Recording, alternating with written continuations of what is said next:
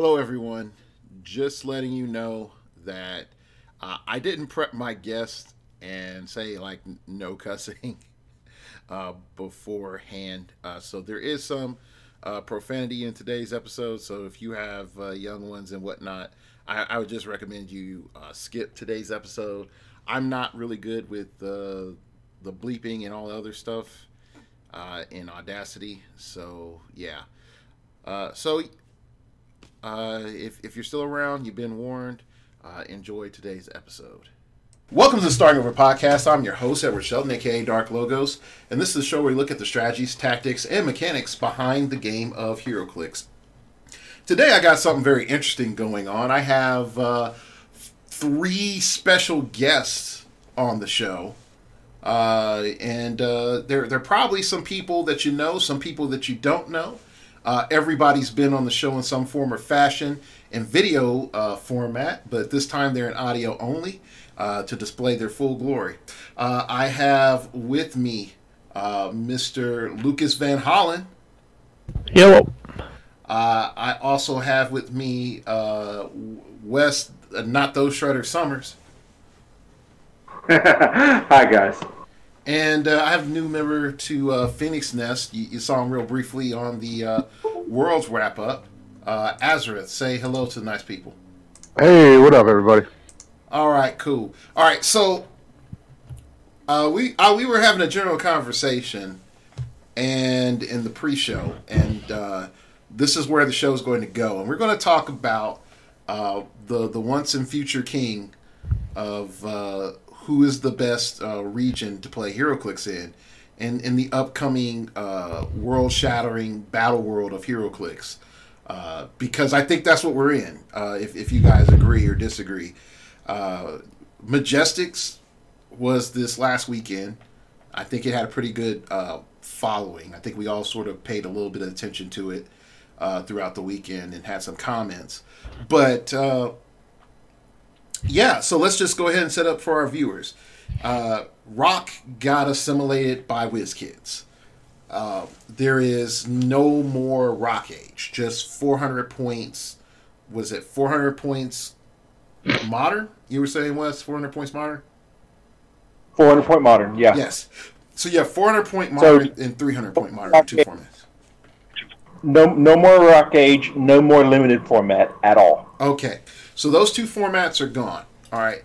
Then you have Majestics, which is the all-around home run stunner, giving us Golden Age play or Silver Age play with the ban list.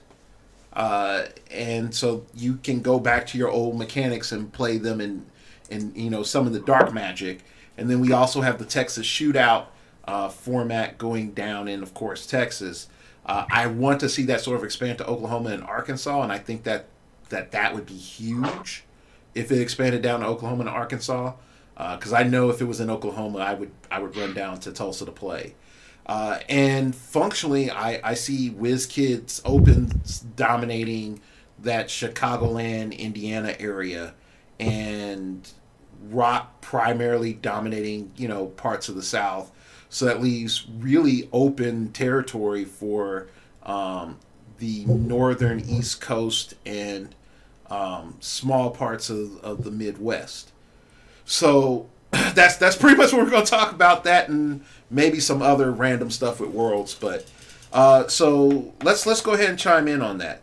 So let's start with you, Lucas. You're up in Omaha, Nebraska. You primarily do WizKids Opens, and you also do the Rock tournaments up there in Omaha. Sorry, you're not in Omaha, Nebraska. You're in South Dakota. My bad. No problem. You're in South Dakota, and you primarily play up in Omaha, Nebraska. How do you think this new dynamic is going to change how Clix is played for you? For me personally, and for the guys that travel with me, unfortunately, it's just going to be more of the same. This last week, I was speaking with Kenny Pini a little bit, trying to see what we could maybe do to get some WizKids Opens more in our area, because there's nothing. The nearest anything is Omaha. That's 2.5 hours away, 3 hours away, and that's twice a year, maybe 3 times a year. that we can go play. From there, we've got Kansas City and Bismarck are the nearest. So Bismarck, North Dakota, and Kansas City, Missouri. Those weigh in right around 6 hours. And then it gets farther and farther from there. So, this past year, I think my average drive time for a tournament has been 10 hours, unfortunately. Mm-hmm. So, and I'm not exaggerating there. Like, every tournament that we've been to, myself, Isaac, Kevin, Alder, we have to drive at least 10 hours on average in order to go play. October was 17. Columbus was 16. Holy smokes. Yeah, and that's what I do to play this game. Which, like I said, it's probably more of the same. Like, nobody's starting anything in our area. I'm trying to get things moving, but the amount of people who actually play heroclix is dwindling because most people just can't handle competitive. They lose once and then they just quit. They just can't handle it, and so that kind of is frustrating. But as far as these new dynamics coming in, it's just gonna be more of the same. Rock events, if they run states and stuff, we'll run it just because people show up. But otherwise, it's just gonna be the WizKids Opens in Omaha. If they run stuff in Tulsa and it's enticing enough to come down, we can make the 10-hour drive. But otherwise, it's just gonna be drive or fly halfway across the country to play. Okay, all right. So Azareth, I know this is you're new to all this. What do you think that this is going to probably affect you? Like with the competitive scene sort of splitting and fracturing a little bit. I have no idea how this is going to affect me, so we're going to find out. Hopefully, this gives me more opportunity to actually kind of get into the competitive scene how I wanted to. Granted, it's all those places that you listed are a bit of a hike for me on the East Coast. But who knows? I may be able to make that happen. But yeah, I mean, the scene in Pittsburgh's fairly small too. Like Lucas said, we had one WKO, at least as far as I know of, that was anywhere within a couple of hours. Mm-hmm. Hoping to see that kind of jump up a little bit, but most of the people I play with aren't really competitive either. They generally just like to play casually for fun. So I'm hoping to see that maybe these fractures or these kind of expansions, installments, kind of start popping up all over the place, and maybe have some other people kind of take the torches to kind of start jump starting some other things. Okay, all right, Wes, what's your thoughts on this? For starters, I think that it's worth talking about the best 2 out of 3 format that Pat debuted this past weekend. I thought that was really unique. Not unique. It's unique to competitive play for HeroClix. I liked it. I loved the idea. I absolutely loved the idea. I thought it was implemented well. I do think that it extends tournament time, so that makes bigger events mean more events. So it's more of, hey, this event is going to last for 3 days, and it's going to be taking place and needs to be scheduled out 6 months in advance, right? And that's really what that means. But and honestly, that's how it should be, like multiple day events. So that being said, I definitely love what Pat's doing on the West Coast. I've been out there. I love the venue. I love what he's doing. I hope to get out there again, sometime in the future. I love what's going on in Texas. The shootout, Brad Boyles, Brad Cash Bash, the Highlander team event that he has going on there in February. It should be a lot of fun. I think it's going to attract a lot of people. The Clicksmen have a lot of great stuff going on in Texas. So I'm curious to see what's going to happen out of that region. Right. As someone who doesn't know what that is, what is the Highlander team event that they're kind of making? So February 9th, Brad Boyles is doing, and I'm probably pronouncing his last name wrong. Brad, if I am, I'm so sorry, bud. He is doing 3-man teams capped at 20, capped at 20 teams. He's doing a one-day cash event. I think it's $60 to get in for a team, but it's 300 modern Super Highlander. So, for example, if I play the Wolverine ID, you must either use a different Wolverine ID or you can't use it at all if you are my teammate. Figures are considered unique for the purposes of team building in comparison to your other teammates. I can use multiple Wolverines. You can't use Wolverine at all. That sort of thing. I can get behind that format.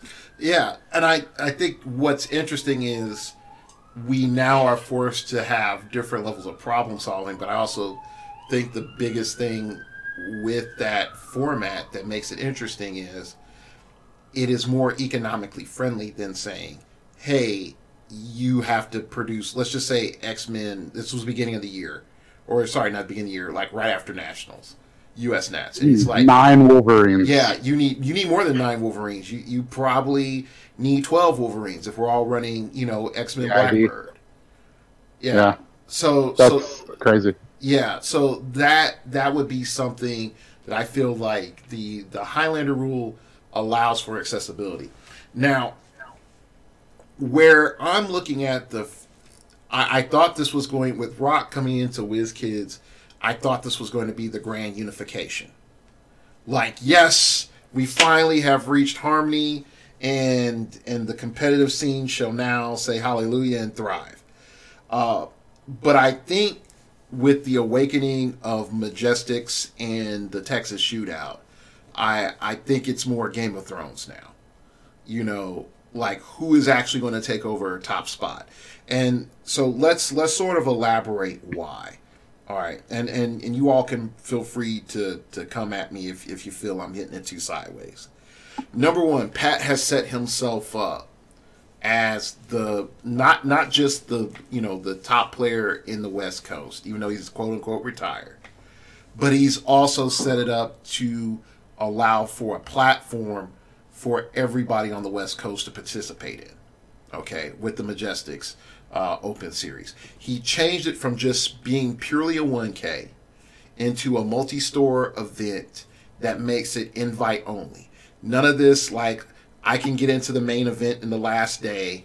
None of this, hey, maybe, just maybe, if I find enough magical points, someone donates me, I can get in. No, it's only the people that have earned their spots get in, which has been my main complaint with Rock and my main complaint with WizKids.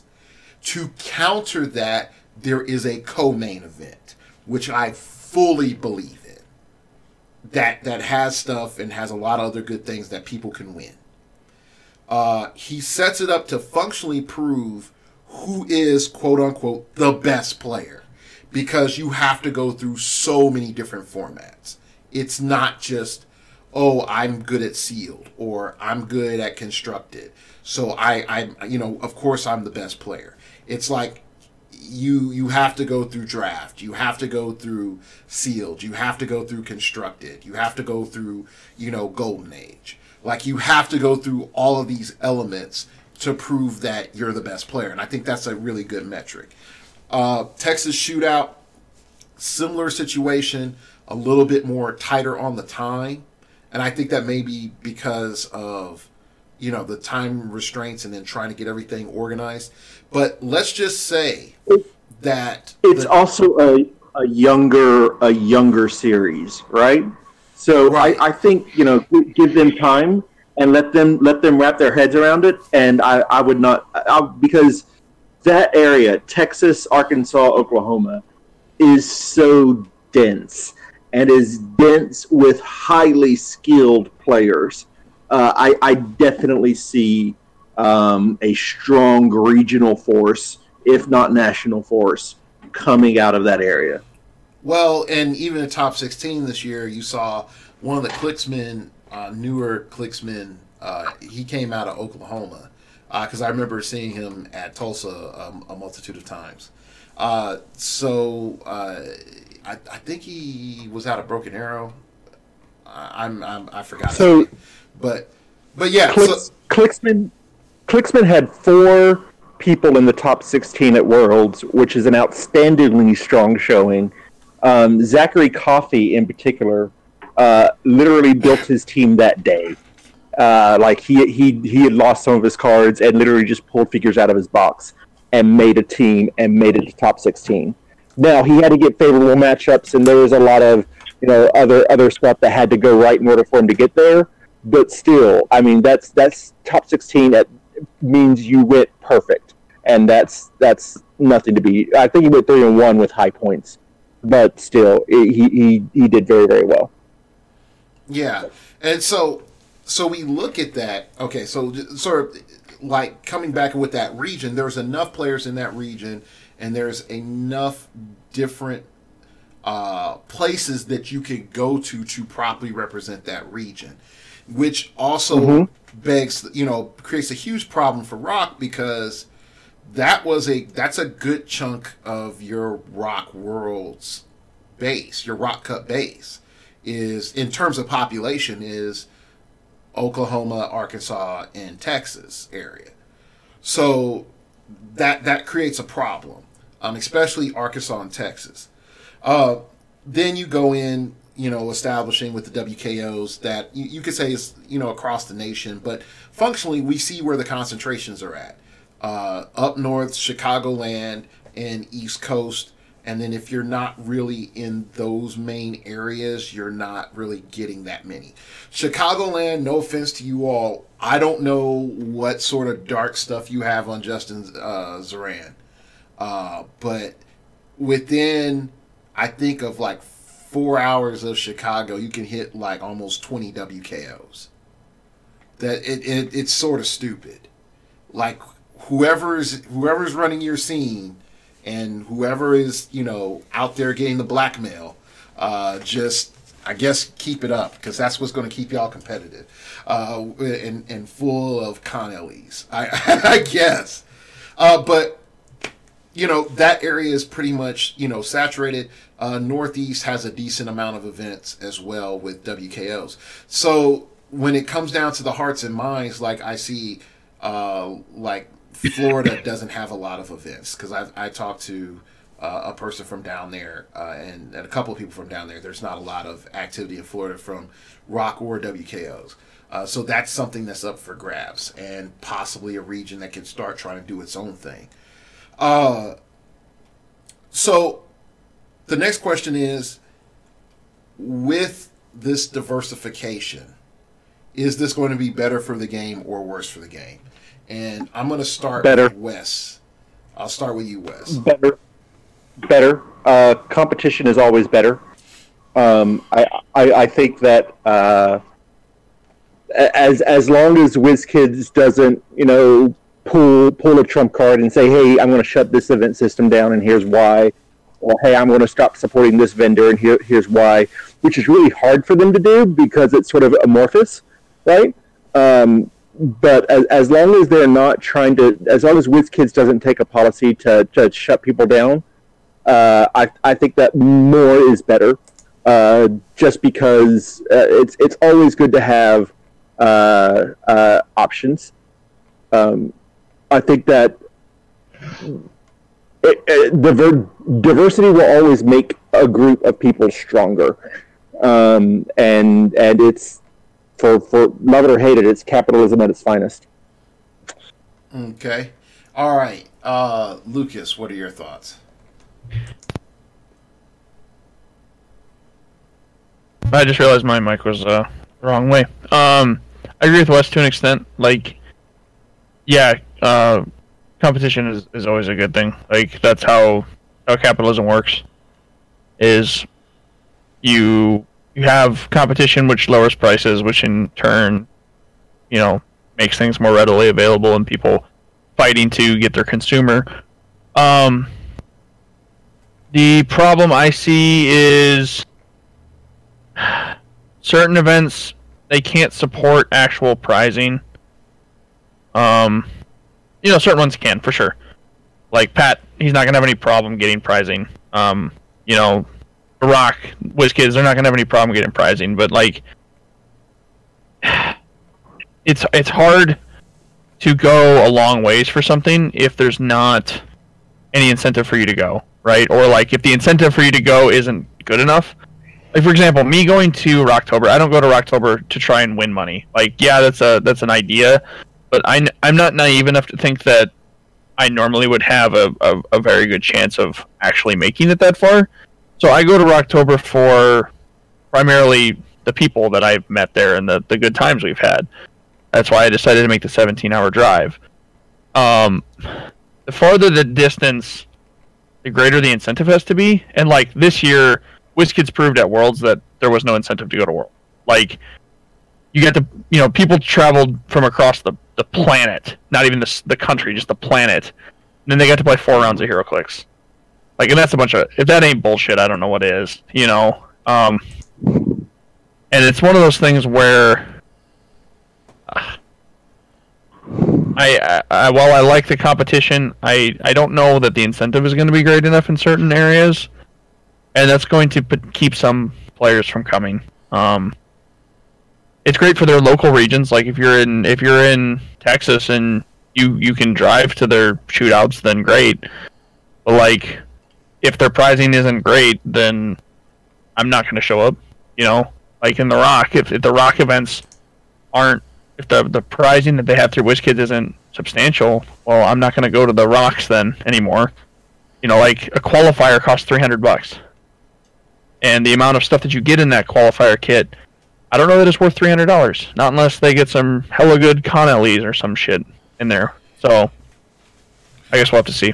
Well, and that's the thing is with WizKids merging with the Rock, I think the next thing needs to be brought up is how is the prize structure going to work, and then really when it comes to value, how is Rocktober going to work? And I know we have plenty of time, but for some of us that think downfield is without money, Rock has put itself in a bit of a bind, because now you have to offer something for the trip to be worth it. And with Worlds isn't moving, and we'll unpack that later.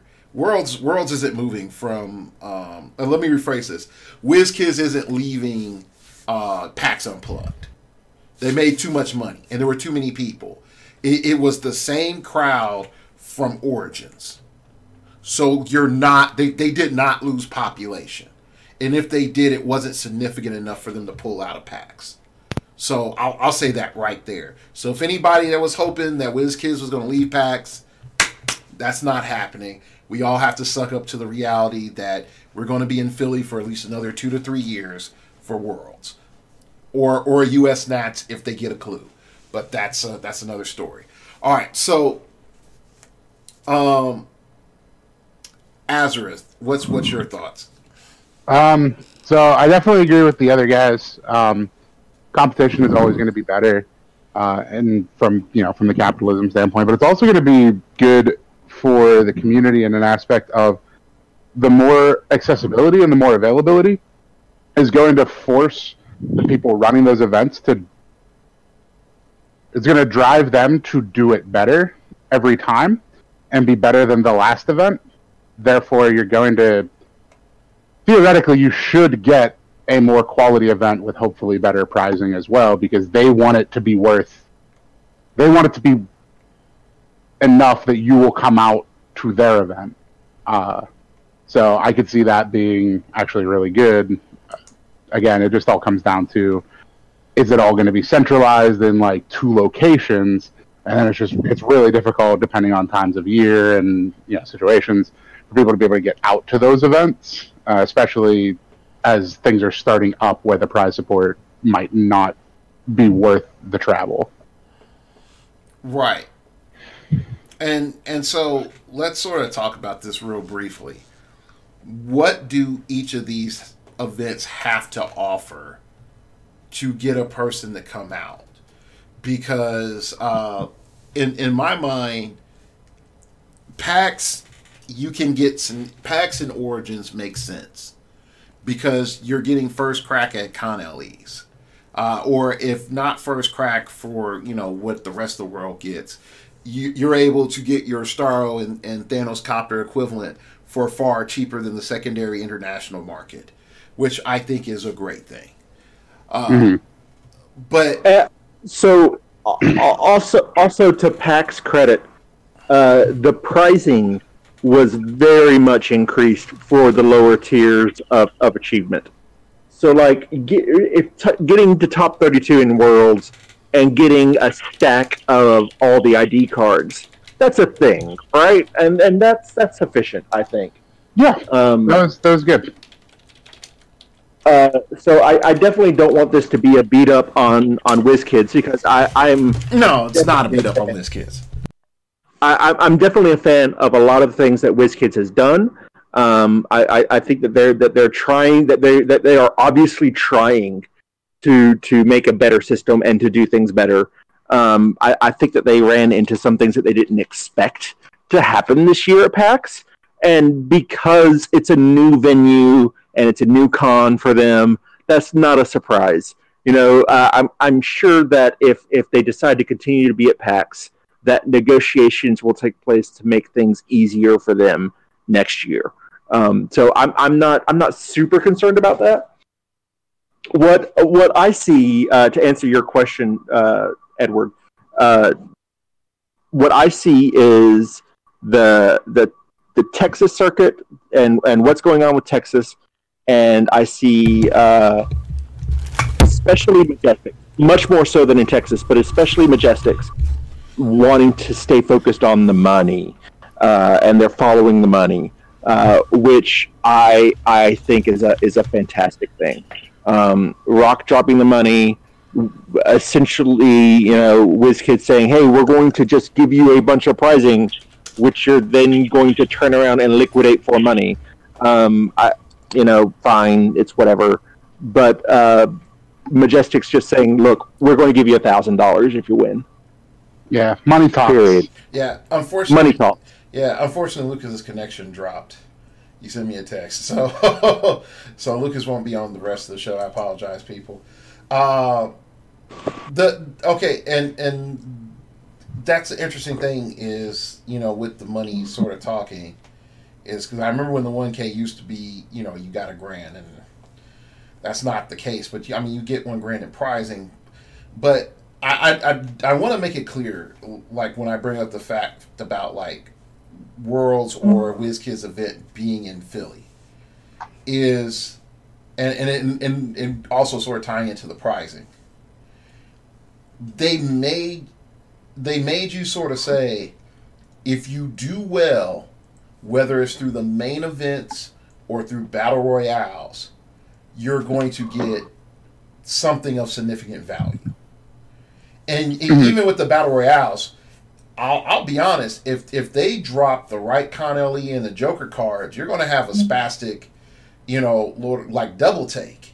Because especially like on the Sundays, because they're a little bit more generous with them too. Like I played battle royals on Sunday, and they were dropping lockjaws and Jokers like crazy.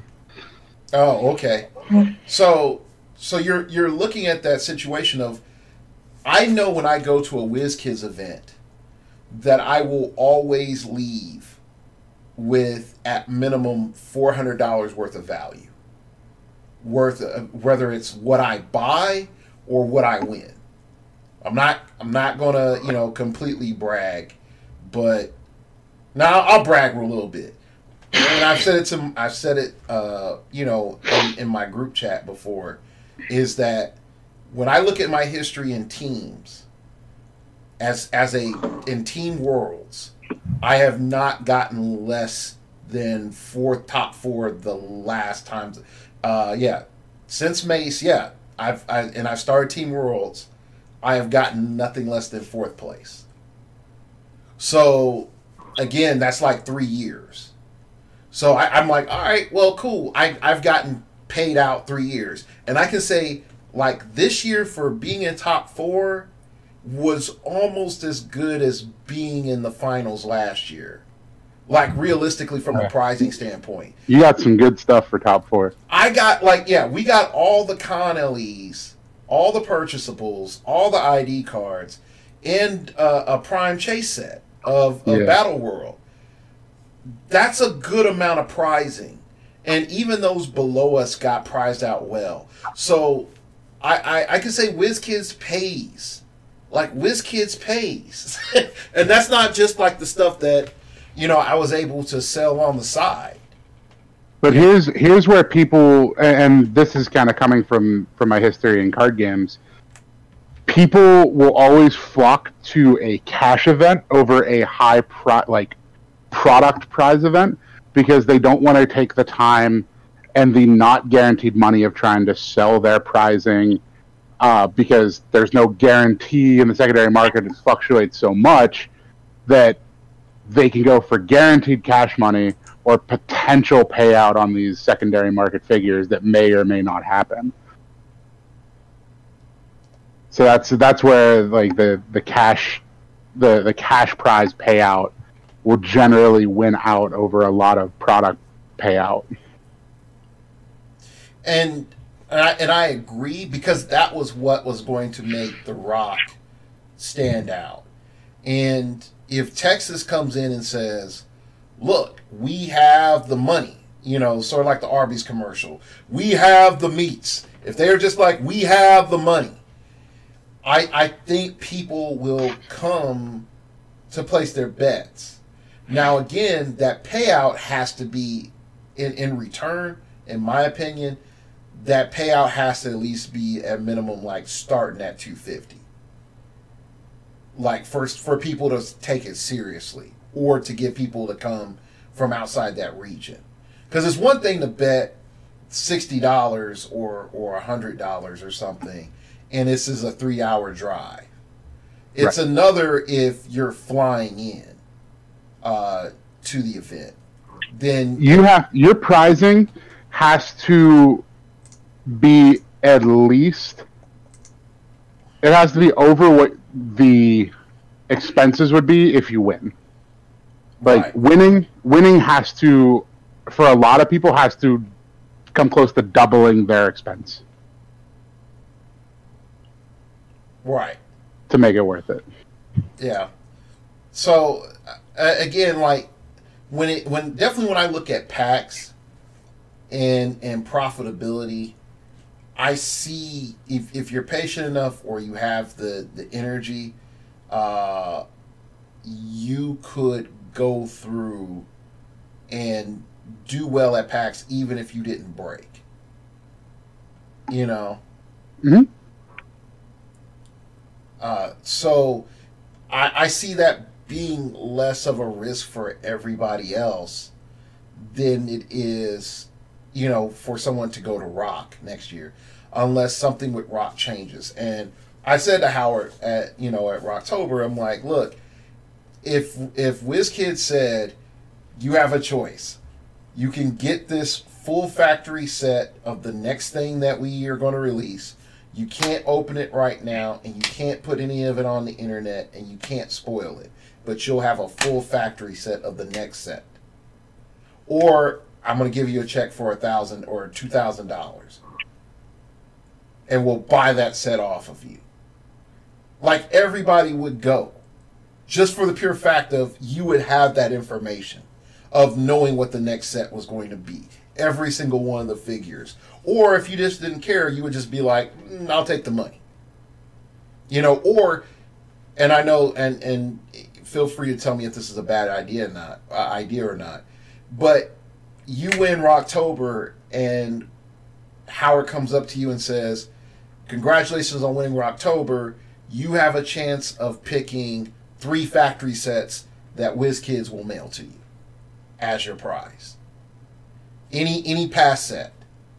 I think a lot of people would go to Rocktober. So Wes, tell me if I'm on or off with like my ideas here. So I have no idea what the Rock Cup is going to look like. I have no idea what pricing is going to look like right now.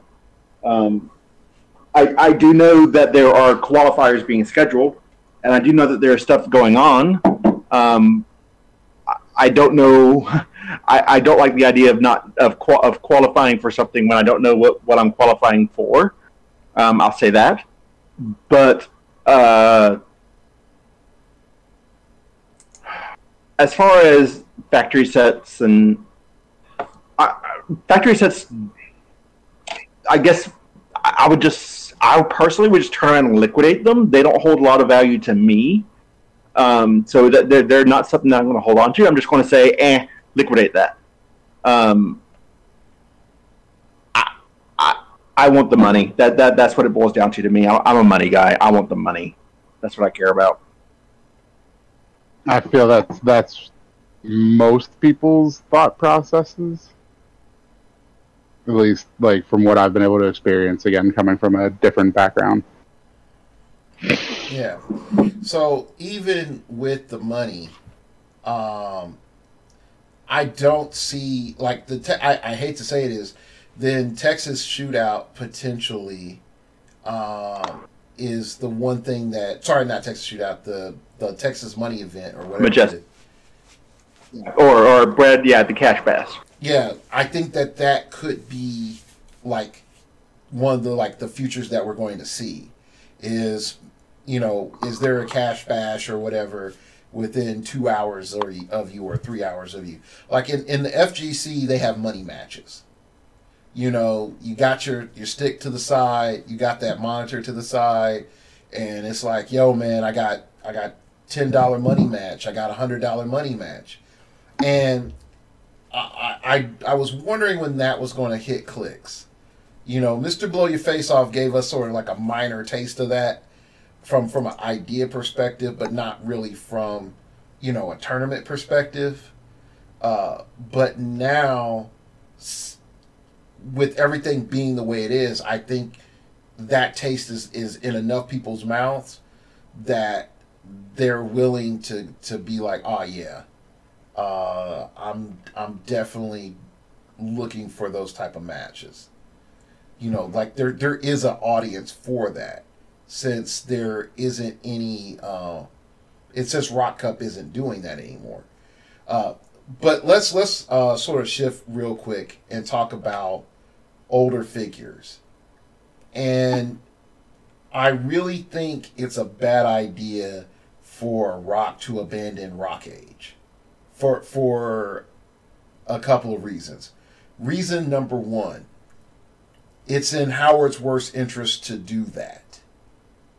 Like, as a store, how do you motivate people to buy older product if you don't have a place to play older product, let alone play older products and win stuff?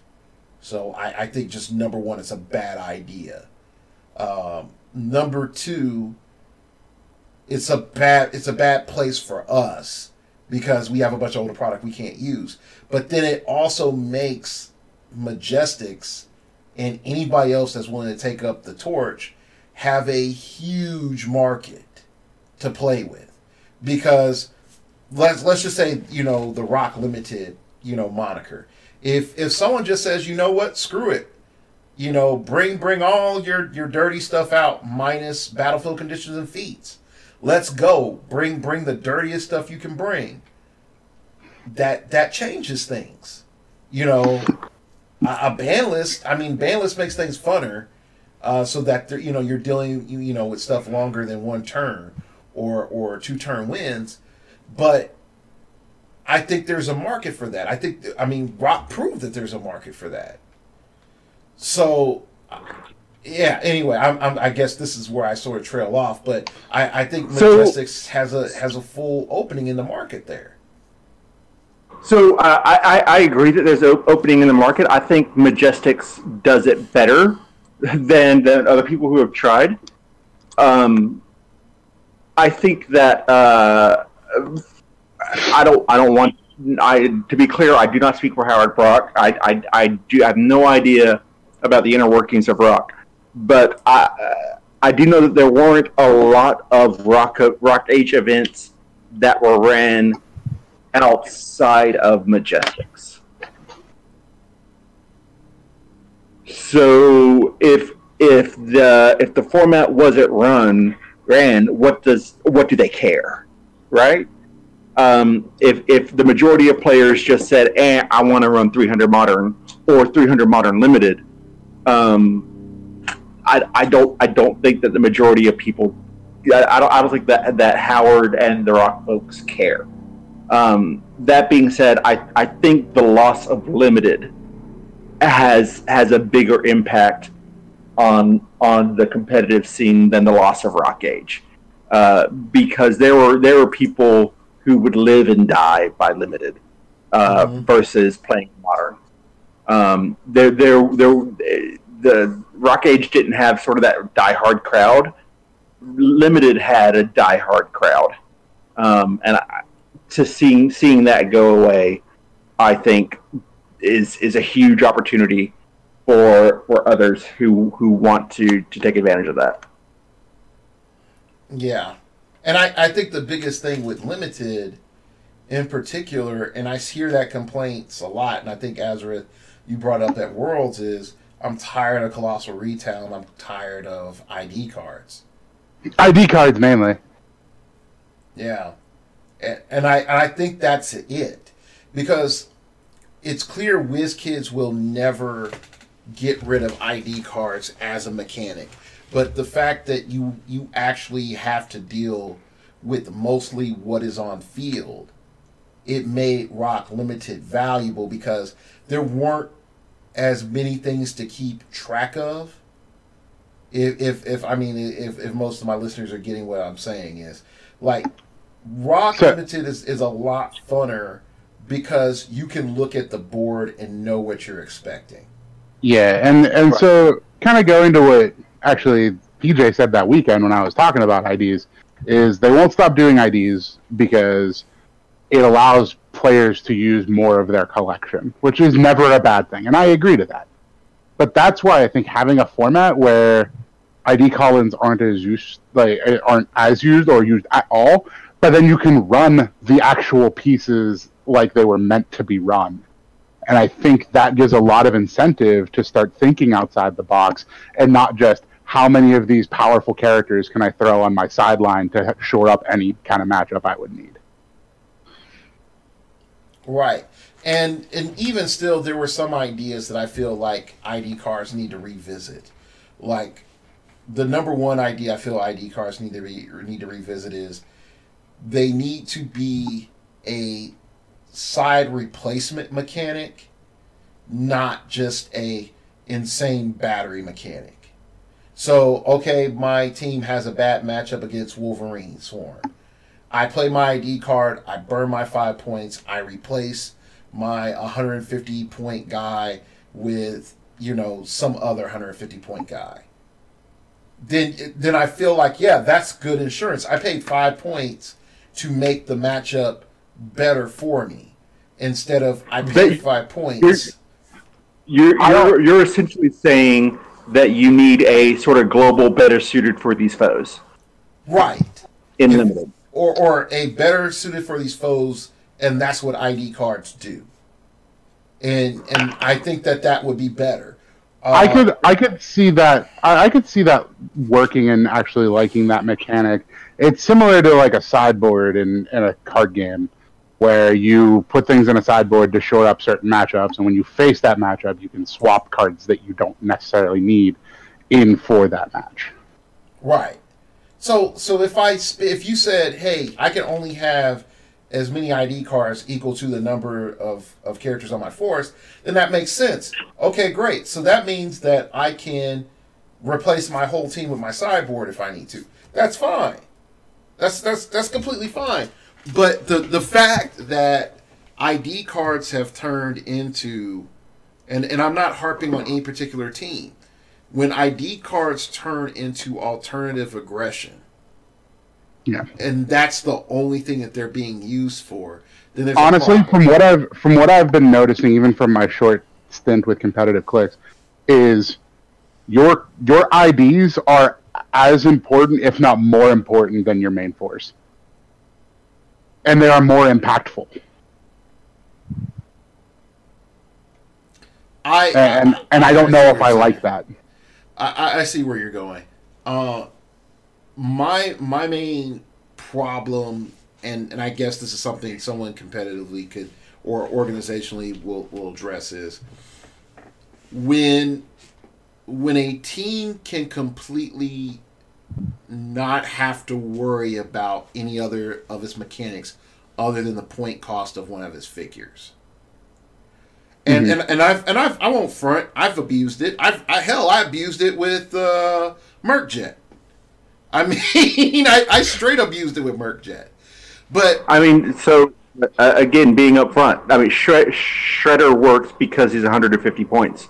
The reason why I'm not going to play him at a lower point dial is because I still want Storm, I still want Joker, I still want everything that the 150 point dial gives me at the ID level. That's why I'm playing a 150 point character. Right. And so I feel like some of the merits of what is the character actually bringing starts coming into question. Because, like, let's ask ourselves this. Did we have X-Men Swarm because the X-Men were good, or did we have X-Men Swarm because the IDs that the X-Men could bring at low point were good? I think it's a combination of both, more so on the second one. It is. And it is. And I want to put it to the listener to think about that question for a moment, because if you listen to the commentary from a lot of high-ranking people in the game, they started bringing up the fact, look, the cost of the ID call-ins are cheaper. So if the cost of the ID call-ins are cheaper, where's the incentive to be playing a lot, and I do say a lot, of these higher point figures? And there really isn't. Nope. If you want to say, like, I call in, Storm, you can. But if we look at the real high point costed IDs, they are Cyclops at Super Rare Cyclops at full, LE Storm, Super Rare Wolverine at full, Chase Iceman at full, and Chase Jean Grey. She's what, 100? Yeah, no, she's 90, but you still find characters that are under 100 points. I'm really thinking in like 150 points or more. Okay.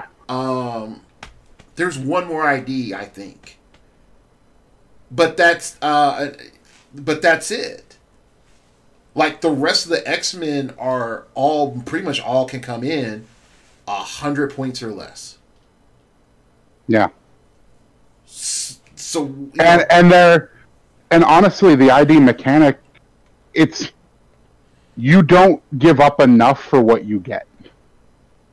It's not a risk reward, really, especially the way the mechanic is, where you can kind of work around where you just poof them off the map.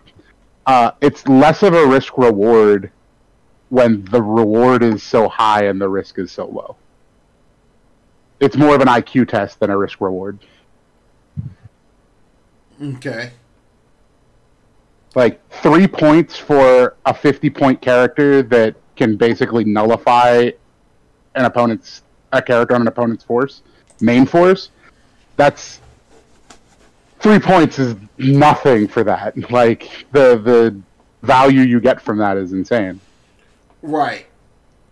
And I will say this, like, the wanted posters get rid of a lot of the risk because you can't KO that figure brought in by the wanted poster, so you can't score additional points. So, like sort of going back is I can understand the hate. Like, even, I've heard minor sort of clap back on Tri-Sentinel. Like, he's a little bit too much from certain people that I've been around. You bust through walls, deal damage, and you also, pulse wave. Like, there's no downside to Tri-Sentinel for some people I've talked to. At the Colossal Retaliation stage. Other than he's like one of the most expensive Colossal Retaliators at 30. Yeah, he's Mangog price, I think. Him and Mangog are the same price. Yeah, I think so. Yeah. As far as like point costs. Yeah. So there are some things to think about with that. But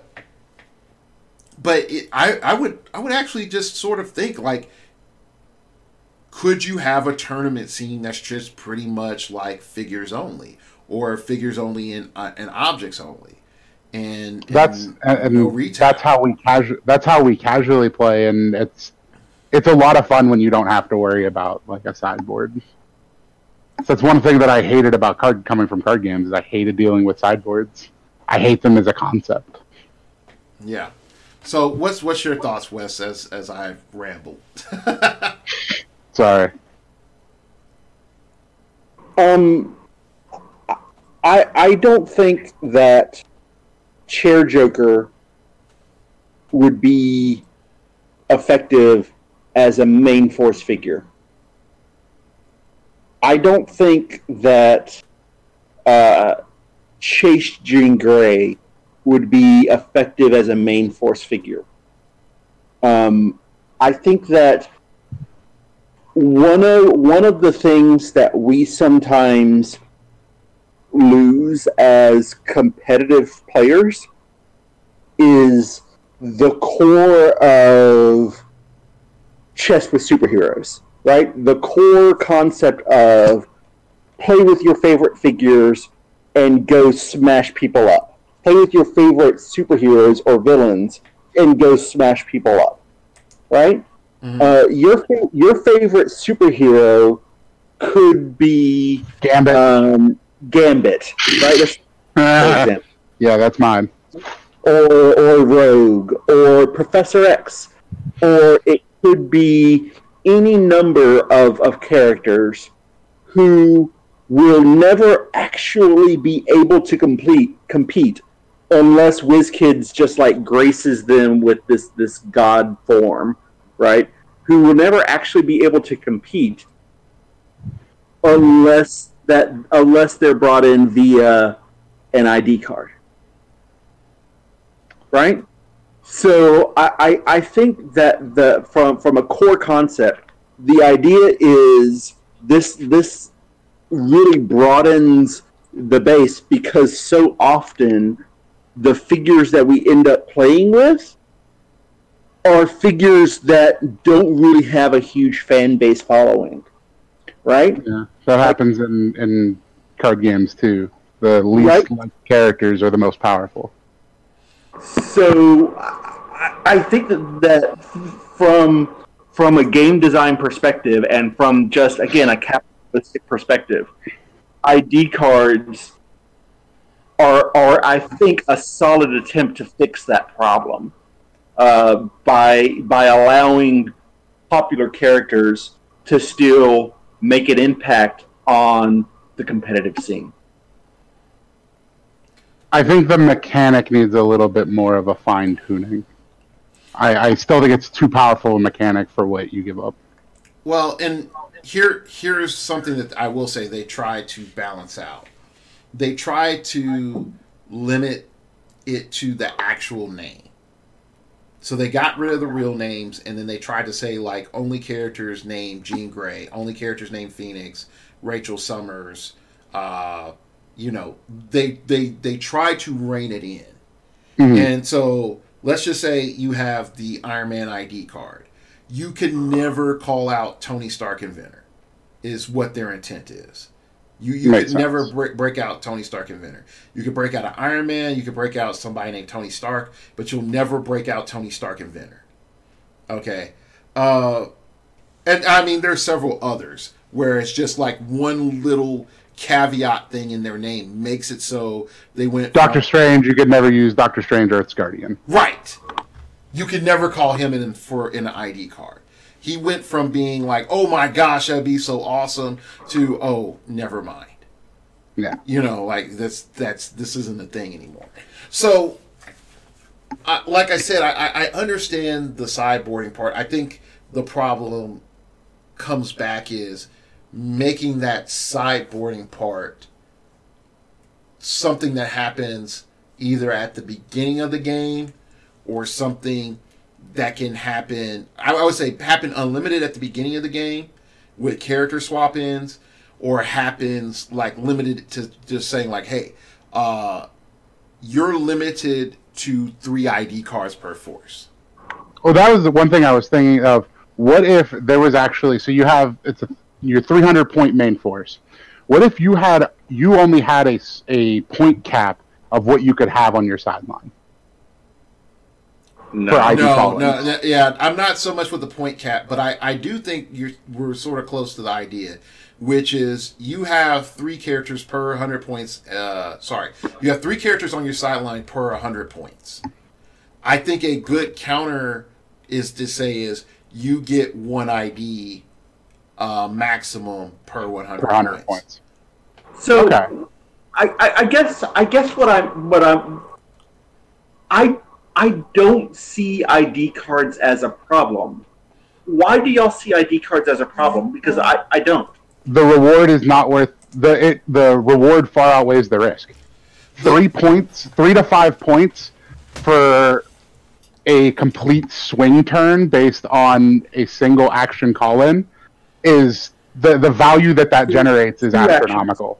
2 actions, right? 2 actions. Okay, so 2 actions for a complete swing that was never on the board in the first place. So, couple of things. Number one, if your opponent can disable your team with a single call-in, I question the viability of your team on a competitive level just starting. I'm not even saying it completely, like, there are times that it can completely cripple your force, but the swing that it can generate is the value that I'm talking about. Okay, so what do you mean by swing then? Because I may be missing a complete tempo shift, potentially completely taking out one of your pieces, where you just traded a 50 to 60 point figure for a 3-point ID card. So you're acting like the ID cards are this hidden thing that you can't know what they are ahead of time. Okay, all right. Now here's something I really want to point out, and this was a match that happened at Worlds with the Phoenix Nest member, and I'm not going to bring up their name. And I know folks hate it when I say that, but the system got resolved. The issue got resolved. So here's what happened. A play went down. Person called an ID card. After they called the ID card got scored, and then the person put the ID card character down back by their tackle box. There was no foul play, but that character got forgotten in the scoring. So I look at that as one issue. The other issue that I've sort of more resolved as my issue with ID cards is if I play a top tier person like US or like PJ or like Matty G or Dan Powell, the risk of the ID card is, I can possibly score it. You will never let me score that character. I'm never going to let you score that character. You're never going to let me score that character. And that negates the total risk of it. Even with the posters. The posters negate me scoring more points. The Blackbird negates me scoring more points. So there is no risk at that stage. So pause. Because I could not... my current team, rather the team that I played at Worlds, is an ID cannon team. Right, like I said, I'm not taking shots at you. I'm just talking in general. Let's walk back the hyperbole just a little bit. Because I spend 5 points to call in Storm to running shot pulse wave the opposing team. Let's say it's even a single target, right? Even more devastating, right? That doesn't mean that the attack hits. Right. I still have to roll dice. I have to spend points to take a shot. I agree. So you're spending points on your main force for the same thing. I don't think that's a good argument. But here's a good and this is where I will give you your point, Wes. You are right. You do have to roll.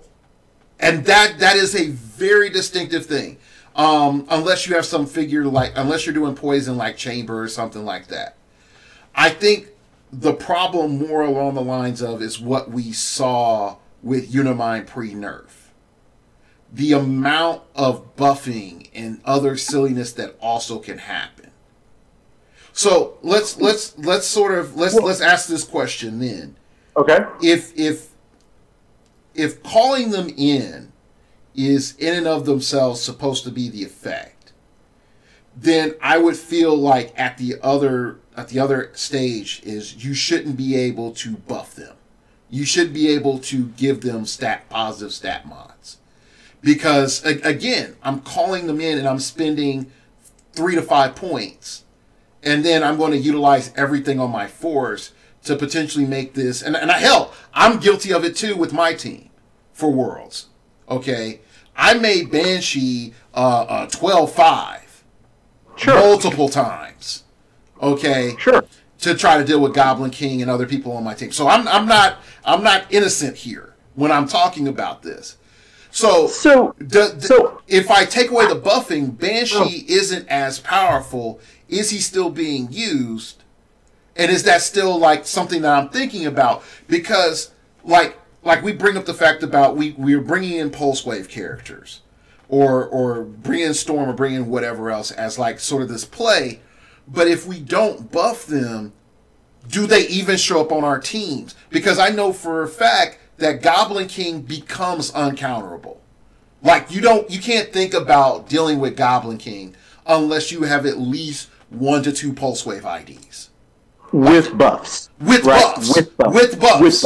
Right. Right. But if you take away that one outlier and you're looking at the general affair, like buffs is what makes I would feel what makes ID cards a huge problem in Modern. Yeah.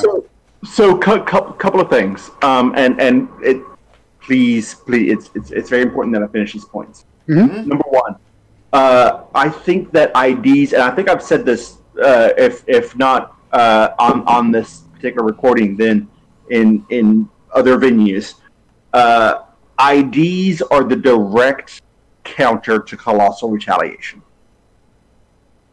IDs, caveat, played correctly, are the direct counter to Colossal Retaliation. Okay?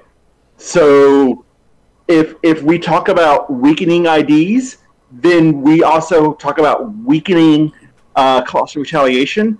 And the real discussion, I think, is not about Colossal Retaliation. The real discussion is not about ID cards. The real discussion is about game complexity and power creep. That's the real discussion that we're having, because whenever we start talking about nerfing IDs, there are things like Goblin King, there are things like Surtur, like Whale builds and Avenger builds that become a lot stronger in the absence of buffing IDs, in the absence of just IDs in general. Other builds become just overwhelmingly powerful, right? Yes, and that's actually where... So, I liked Ed's idea of having a replacement kind of effect. Where instead of calling it in for one turn, you can actually replace a piece on your force with that character that you need in that specific matchup. Now here's something that you did bring up that I will concur with you. At ID cards being the counter mechanic to call-ins. Okay. To Colossal Retaliation. To Colossal Retaliation. Sorry. I had one thing in my mind and I said something else. Sorry. ID cards being the counter to Colossal Retaliation because you can get them off field. That's the only reason. With shifting focus. Right. Well, shifting focus is new, but but you are correct. Also, shifting focus. So, does that also just better yet just points a bigger flaw with Colossal Retail? Because Colossal Retail came first. No. Superman Wonder Woman have ID cards? ID cards debuted in Avengers Assembled, which was before Superman Wonder Woman. I think. Hold up. This normally my brain does not betray me on this. But the way it might. Okay, so here we go. Yeah, you are correct. Yes. You are correct. Yeah. Avengers Assembled did predate Colossal Retaliation. Yeah, sorry. So, yeah. Yeah, so ID cards predated Colossal Retaliation. Hell, we even had... we didn't have Nick Fury yet. No, we did. We did. We did have Nick Fury. Because we went Superman, Wonder Woman into World's Finest. Because we had World... Yeah, because I had World Finest at Rocktober. So, yeah. So, okay. So, preemptively, ID cards balanced out the mechanic that they were introducing with Colossal Retail. Which is standard WizKids, right? That's what WizKids always does. WizKids will always release the counter before they release the bullshit, right? Like with Exospecs. They released Strange first, and then they released Exospecs. Because Strange exists, they can release Exospecs, right? I won't that's say the logic that they use. I won't say it's fine. 4D chess on that because they've been known to drop the ball on solutions and counters. But let's sort of take it to where I would think is the big problem, because you and I talked about teams that are good Worlds teams but are bad teams for players to play. They're like on paper and mechanically they are the best teams, but functionally in a tournament they are mentally exhausting. If you get into the final round, you have more mistakes that you can make because of those teams. I think one of the main elements of that are ID cards, because let's just say like you're able to juggle with your consciousness 15 balls and your team is 10 of them. And your opponent's team is that other 5. And then now you're adding in that sideboard. And now you've added in a 16th, a 17th, and an 18th ball. Eventually something's going to drop. The more rounds you go in, something is going to drop. And I'm not calling shade on anybody, people. I'm not saying so-and-so won or lost because of it. But it's just a fact about the mental wear and tear and mental exhaustion that happens in a tournament. So if I didn't have to worry about X, Y, and Z on the sideboard, or at least that's something I have to do at the beginning of the game, then I feel like a lot of more matches are more of the player than, I had a mental slip, I forgot to call in my ID. Sorry, go ahead, Wes. I'm sorry for interrupting. So looking at teams that I think really abuse ID cards, historically speaking, I think Quinjet just abused the hell out of... That's the first thing that comes to mind whenever I think of abusive IDs. I think the second thing that comes to mind whenever I talk about abusive IDs is George Masseu's Lex Luthor build, right? That was abusive with IDs. And the third one would be PJ's Drones. PJ's Drones would definitely be on the list of just absolutely abusive with ID. But that's different because it was a mix of buffs plus the call-ins. I know that one for a fact. But go ahead, sorry. So, what major events did those teams win?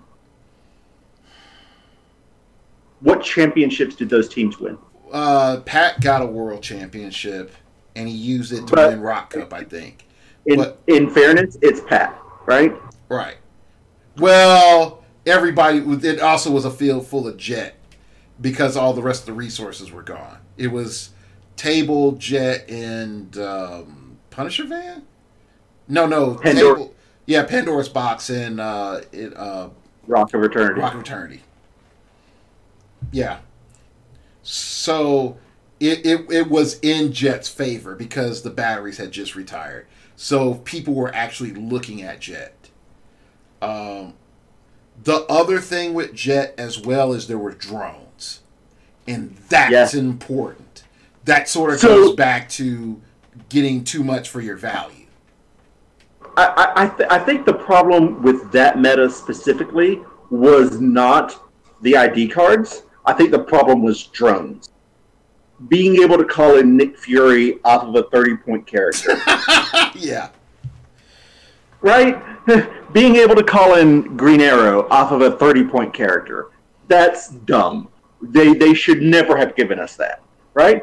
Oh, and it doesn't count against my action total? Oh, okay. Let's do the thing. Right? That just stupid. Sounds significantly worse. No, it was significantly worse. But I'm glad I didn't play back then. Yeah, everything was a lot more on We've gotten more organic clicks since the Mighty Thor and less steroid clicks, like War of Light. War of Light to the Mighty Thor, we've toned down a lot. I don't think people realize how much things have toned down. But when you look at all the things that you used to just do, that you don't do anymore, the game has gotten a lot more balanced, and we do see a lot people having more fun with the game. And that's why I feel like ID cards is the last little thing. Credit to WizKids for doing it. I can tell they're working, they're trying, but I continually believe that there is a disconnect between the way this game is designed versus the way the game is played at a competitive level. And there will always be that disconnect in every game. That disconnect will always exist. And to this point, regardless of whatever game it is, will always be that disconnect between high-end meta competitive play versus the way the game is designed. There is no way to bridge that gap. But to WizKids' credit, they are definitely trying. And I can see it. Point of discussion. Giving the good call-ins, I'll say the good call-ins with quotation marks, air quotes, because y'all can see me right now. Air quotes around good call-ins. Leadership is essentially the inverse of Ultron drones, in that Ultron drones, the power action used to not count against your action total. Now power action call-in, the call-in creates its own action to attack. Where if you didn't have a main force leadership, the call-in may not be able to attack before. That to me is a much more balanced approach versus what we had previously. I like where ID cards are now. I think that they're trying to strike that good balance, and I think that they found it. I personally don't have a problem with where ID cards are right now. I think that they're a solid mechanic. I think that they allow the game to be... I think that what they create is this sort of explosive moment, right? They have the ability to create explosiveness in the game, which generates excitement, which the game needs more of, and I love it. I do. And I think there is a point where I can't disagree with you about the explosive moment. I think the problem historically with the game is figures could not be designed to have value in longevity so that they could continually do stuff. Like classic HeroClix design, it was like, oh, I got alpha. Okay. Can I get your medic? Oh no, you killed my medic. Okay, good game. Like that's classic HeroClix. Like stop was a mantra for a reason, because the medic was mandatory so that you could get your big guy back up if you were running a tent pole or you were running any number of high point pieces. ID cards allows you to say like, oh, you nuked my guy who has 10 clicks and I have 2 clicks left. I can either try to heal him up and you're still going to kill him, or I can call in this ID character and still get the value worth of this character through another character. And that does patch a hole in the game. But I also feel it doesn't address like one of the key problems. which is why does that hole in the game exist in the first place? And I never thought I would actually get here after all these years. But there's an old WizKids, like classic first gen WizKids poster, and old school Realms poster named Savage Dragon. And he said the biggest problem with the game was outwit, and that outwit needed to be scaled. And there wasn't a reason why a 50-point Batman was able to completely negate a 200-point Superman. And that's what made tent poles worthless, and that's why Fortitude was valuable, was that it made tent poles protected from outwit. So if you sort of come back and say, like, why are we looking at ID cards as being a big deal? Definitely for that swing thing that Azrath brought up. It allows you to finish off somebody that you couldn't finish off normally because your guy got hit. It allows you to sideboard a game element that normally you wouldn't be able to pay for. So you can fit more game elements into your toolkit without pick a power jank. And it seems, most importantly, that you're able to bring in something else that just scales towards the stage of the game that you're at that point. And you're able to still keep that upfront momentum that you had into late game if you so choose. But I think, and as I try to piece this together, and I know we've been going for a while, I think the issue is that if I have a bunch of little dudes, then they shouldn't be able to create massive swing. Definitely if they're support guys. If I have a big guy, he shouldn't be able to go down that fast. But the problem we see is when big guys don't go down that fast, properly built forces can't take them on. There's no challenge. A la Goblin King. Okay, like Goblin King can, just with the mechanics of the rules, take on a lot of standard well-built teams and win. And even a lot of hardcore, super high octane built meta teams, Goblin King is able to take on and win. There must always be a Stark in Winterfell, right? There must always be the one-man army who is the threat to just go in and wreck shit. There must always be the Trinity War Superman, the one figure who I'll just pop this guy down and come get some. This guy versus the world. That figure for us as of late has been Goblin King. I think after Exospecs really begins to permeate the meta, not so much. But I think we're going to see a more shift towards Unimind. But Goblin King, to me, if your team can't beat Goblin King, I think you failed to prepare for the event. And that's just more of your individual failure to prepare versus the strength of versus, the OP-ness of the individual figure. Is Goblin King OP? No, he isn't. He isn't OP. He's just a pick-a-power figure with decent stats and a long dial. And it can be countered easily with preparedness, with practice, with understanding of how the game works. I just mainly look at is his archetype. The big point character that actually, in all honesty, until recently, was considered as a trash archetype to play. The OMA was a trash archetype that no one took seriously until this last 6 months, and people started questioning some of the old rules. But and that's where I'm sort of standing at is previously before him, the other OMA was Trinity War Soups with the Yellow Lantern power battery. Mm-hmm.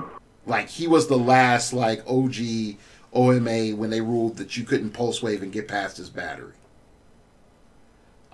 So that in particular was something that stood out for me as like, okay, that is a one-man army that you have to be prepared for. And I don't have a problem with it being prepared for it.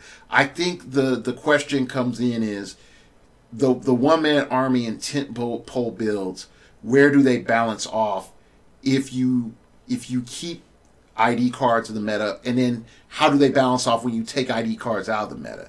And I think that's sort of the other side of the tail is you take ID cards out of the meta.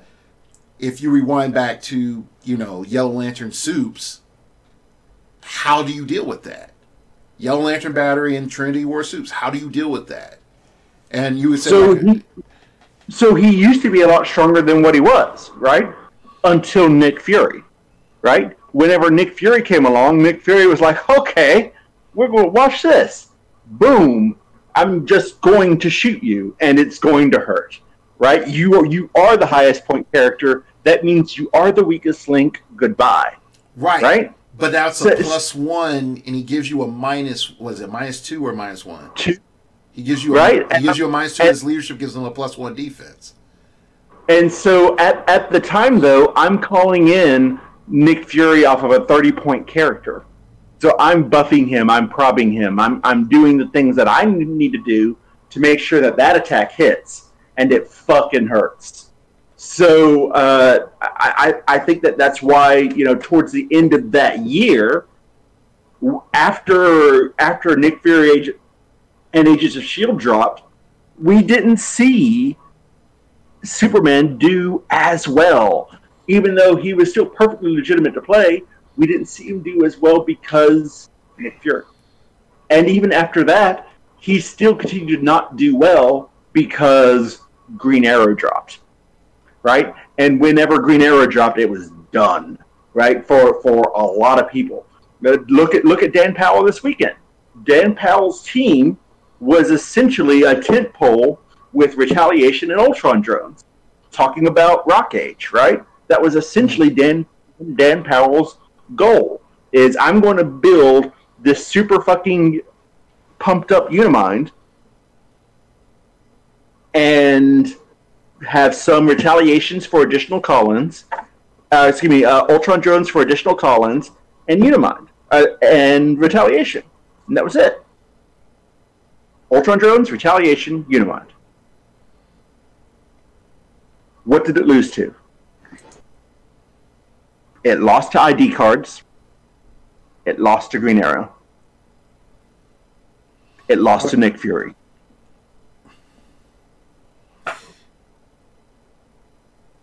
That's fair enough. All right, so let's go ahead and wrap this up then, because I know this is a pretty good show. It went from talking about events to us ranting about ID cards. So, definitely a typical show for starting over podcast. So, Azareth, you sort of been cut out. So, you got any shout outs as we're about to wrap up? Just a big shout out to the Clicks community for showing me that it's actually a great community. I was a little hesitant to kind of get my feet in the water. I'd heard some kind of bad things about competitive clicks from some of my casual local players. But no, everybody has been wonderful. I haven't met anybody that I thought just was an absolute dick. And big shout out to Phoenix Nest for you guys bringing me in. All right. And Wes, you got any shout outs? Shout out to Brad Boyles for his Clicks Cash Bash event. I think it's going to be fun. I hope that those guys are able just to make magic happen. I think that I don't know, the game's in a good spot. I'm curious to see where it goes from here. All right. thank you all for listening. I know this is probably a lot more, a little bit more frantic and abstract than normal. So it's just something that came out, and I think that I really haven't had a real deep back and forth discussion on IED cards in a long while. So it was good to revisit. So anyway, like always, you can follow me on Twitter at StartOverPod. It came from outer space and told me PlayStation is not really a game console. It's an interactive dimension that's there to alter the reality of a planet that you'll never see. So much that my Twitter hasn't been there. So you know it's like 8D chess right there. So follow me on Twitter because, YouTube doesn't like YouTubers, so you won't always get notified when there's a new show. And you can email me at startingoverpodcast@gmail.com. That's startingoverpodcast@gmail.com. If you wish to opine, keep it pithy, keep it interesting, keep it awesome, baby. Let me know, do you want Worlds still at PAX or do you want Worlds at Origins? What's your thoughts? Have U.S. Nationals at PAX? I would be very interested to think about the community's thoughts on that. Also, shout outs to everybody that watched the World's Finals.